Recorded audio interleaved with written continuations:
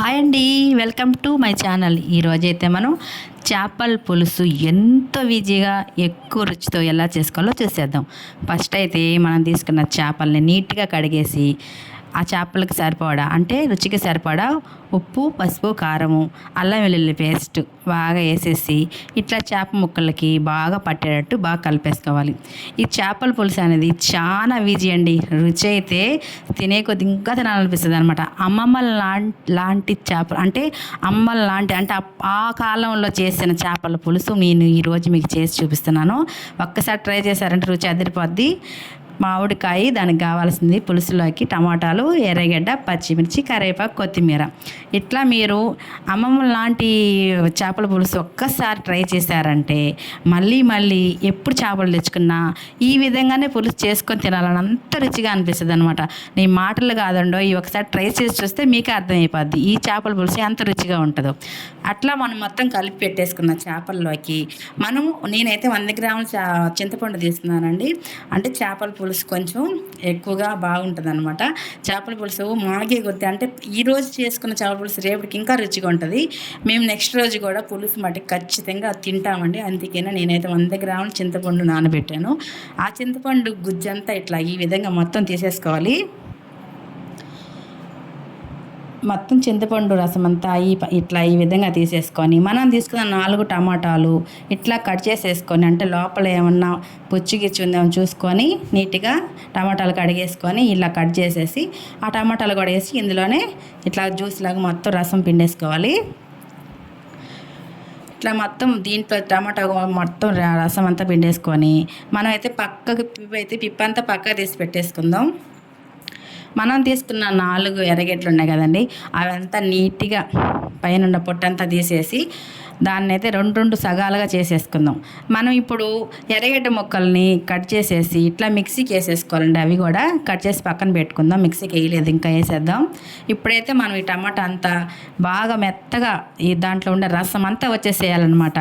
మీరు ఈ విధంగా ఎప్పుడన్నా ట్రై చేశారా చేపల పులుసు? ఎవరన్నా ట్రై చేయని వాళ్ళు ఉంటే ఒకసారి ట్రై చేయండి. ఈ టేస్ట్ అయితే అస్సలు మిస్ కాకండి, చాలా బాగుంటుంది అనమాట. ఇట్లా చేసుకోవడం వల్ల ఏంటంటే మనకి ఈ చేపల పులుసుని మనం ఎప్పుడు చేపల పులుసు చేయని వాళ్ళు చాలా మందికి చేపల పులుసు చేయాలన్నా కూడా కొంచెం అలవాటు ఉండాలండి. ఎక్కువ మందికి అయితే, నాకు కూడా చాలా రోజులు అసలు చేపల పులుసు ఎన్నిసార్లు చేసినా కూడా అట్లా ఉంది ఇట్లా ఉంది ఇంట్లో వాళ్ళు పేరు పెడతానే ఉన్నారు.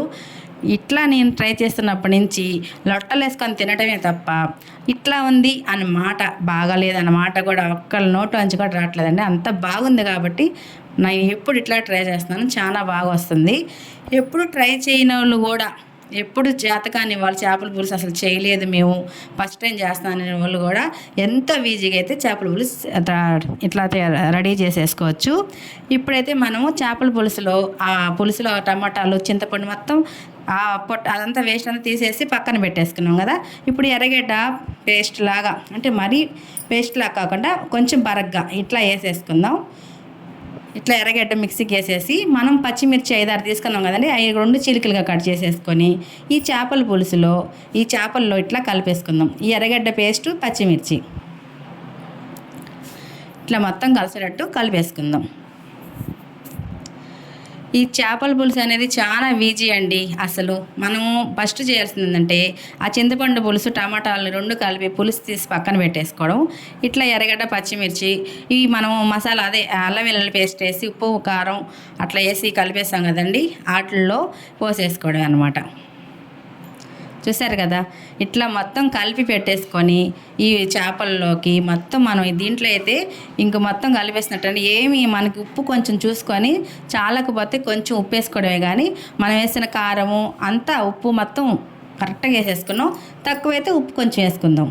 ఇప్పుడైతే కలిపి పెట్టింది పులుసు చేప ముక్కలతో పాటు ఇక్కడ పక్కన పెట్టేసుకొని స్టవ్ వెలిగించి ఒక దబర పెట్టేసుకుందాం. కొంచెం పులుసు పొడిలోకి 1 అర టీ స్పూన్ ఆవాలు, 1 స్పూన్ ధనియాలు, 1 స్పూన్ జీలకర్ర ఇవన్నీ కొంచెం చిట్పట్లాడేటట్టు ఏం చేసుకోవాలండి. దీంట్లోకైతే ఆయిల్ గీలు ఏం అవసరం లేదు.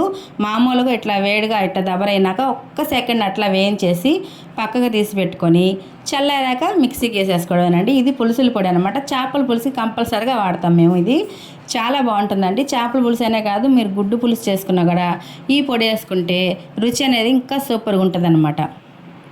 ఇది కేవలం పులుసులకి మాత్రమే వాడతాము. చేపల పులుసుకి మట్టికి ఖచ్చితంగా వేయాల్సిందే ఈ పొడిని. ఆవాలు, మెంతులు, జీలకర్ర అన్నీ 1/2 స్పూన్ తీసుకొని ఆవాలు, జీలకర్ర 1 స్పూన్ ధనియాలు తీసుకుంటే సరిపోతుంది అనమాట మనం తీసుకున్న చేపల పులుసు వరకు. ఇప్పుడు మళ్ళీ అదే దబర్లో రుచికి అంటే చేపలకి మనం తీసుకున్న పులుసుకి సరిపడా ఆయిల్ వేసేసుకొని ఆయిల్ వీటెక్కంగానే ఒక్క చిటికెడు మెంతులు అండి, ఎక్కువ అవసరం లేదు ఎందుకంటే మనం పులుసులు వేస్తున్నాం కాబట్టి పులుసు పొడిలో.